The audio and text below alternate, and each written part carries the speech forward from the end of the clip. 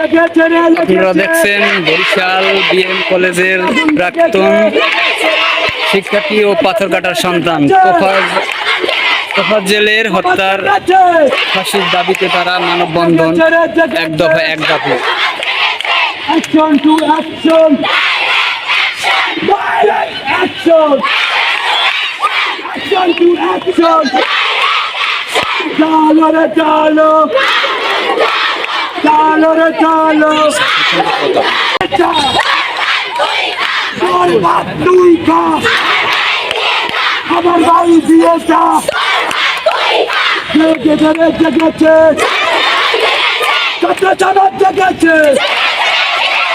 লেগেছে রে লেগেছে রাত্রি আগুন লেগেছে খুনিদের আস্তানা ভেঙে দাও উড়িয়ে দাও খুনিদের কালো হাত ভেঙে দাও। আপনারা দেখছেন বরিশাল বিএম কলেজের প্রাক্তন শিক্ষার্থী ও পাথরঘাটার সন্তান তোফাজ্জেলের হত্যার ফাঁসির দাবিতে তারা মানববন্ধন আয়োজনে বরিশাল সর্বস্তরে ছাত্র জনতা ও টিম 48 ঘন্টা এক দফা এক দাবি নিয়ে তারা এখানে আন্দোলন শুরু করছিলেন।